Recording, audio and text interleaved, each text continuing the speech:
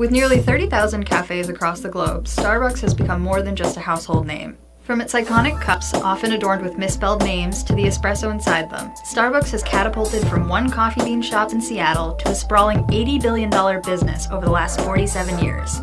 Starbucks sales account for 57% of the total cafe market. Yes, 57%. Nearly 2/3 of all coffee sold at cafes in the US comes from a Starbucks. But this impressive expansion hasn't come without growing pains.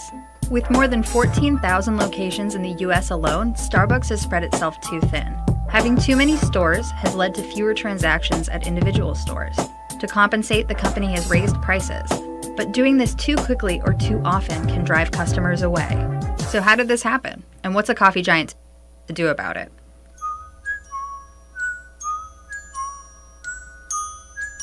The year is 1970. Three college friends, Zev Siegel, Jerry Baldwin, and Gordon Boker, decide to get into the coffee business. They found a mentor in Alfred Peet, founder of Peet's Coffee, and the man responsible for bringing custom coffee roasting to the U.S. He knew the coffee industry inside and out, especially the gourmet end. He was the most educated coffee guy in the country at that time.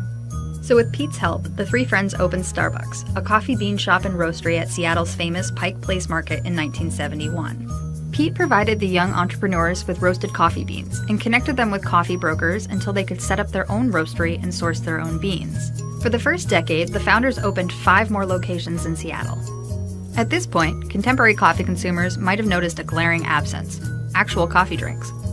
But that's the thing about the 70s coffee culture. It didn't really exist outside the home. There were no coffee bars, nor was there much of a demand for espresso-based drinks. You purchased coffee beans and you either took them home as beans or we ground them for you in the store. Nobody expected to get a beverage at a Starbucks coffee store until after 1980. Starbucks' initial focus was bringing high-quality beans to consumers who were more accustomed to instant or canned coffee. But that changed with the addition of one man. The company hired its first really professional director of marketing and sales. And that man was Howard Schultz. And he couldn't figure out why we weren't selling beverages. In 1983, Schultz travels to Italy and returns with an idea: turn the coffee bean stores into cafes. Starbucks served its first latte the next year. The experiment was a success, and 4 years later, Schultz partnered with investors and bought Starbucks for $3.8 million. He was only 34 at the time. Schultz pursued a strategy of aggressive expansion. By the time the company went public in 1992, it had 165 stores. By 1996, it had opened more than 1,000 locations, including its first international cafes in Japan and Singapore. Growth was so rapid that just 3 years later, Starbucks opened its 2,000th location. Once they found a business model that worked, that translated to other geographies, that gave them the opportunity to really accelerate growth, really put the pedal to the metal in terms of expanding across the globe. Schultz switched from CEO to executive chairman in 2000, at which time Starbucks operated 3,500 stores in more than a dozen countries. Between 2000 and 2007, the number of Starbucks cafes more than quadrupled, from 3,500 to over 15,000. During this period, the company opened an average of 1,500 stores every year, including 2,500 in 2007 alone. Sales shot up from $2 billion to $9.4 billion. Consumers were increasingly ditching their kitchen mugs for these iconic paper-to-go cups. But then Starbucks hit a wall. The 2007 financial crash.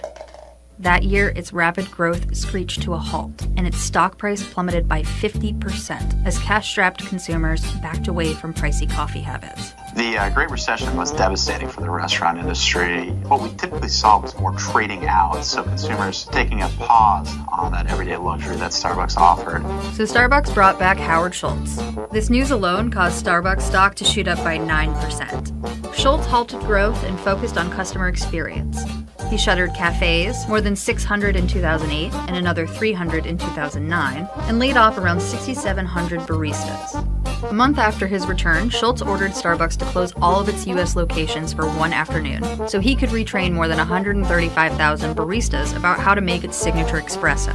Schultz's goal was to remind customers what they loved about the brand by making the stores an experience, not just a place to get a quick coffee. They stopped selling breakfast sandwiches and brought back in-house grinding, infusing the cafes once again with that fresh coffee aroma. Schultz even mandated the removal of automatic espresso machines. These made service faster but removed much of the romance and theater of watching baristas craft each cup of coffee. Schultz's makeover worked. The company's stock soared more than 143% in 2009, and same-store sales rebounded. Starbucks has posted positive same-store sales ever since. During Schultz's makeover of the cafes, Starbucks barely opened any new stores, but the pace picked up again in 2012. By 2017, Starbucks opened nearly 3,000 more locations, ending the year with 28,000 cafes around the world.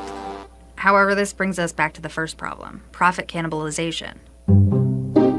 Oversaturation, particularly in urban locations, has spread sales thin. Because Starbucks has so many locations, customers don't have to be loyal to just one. So even if Starbucks' overall sales are growing, its individual same-store sales won't reflect it.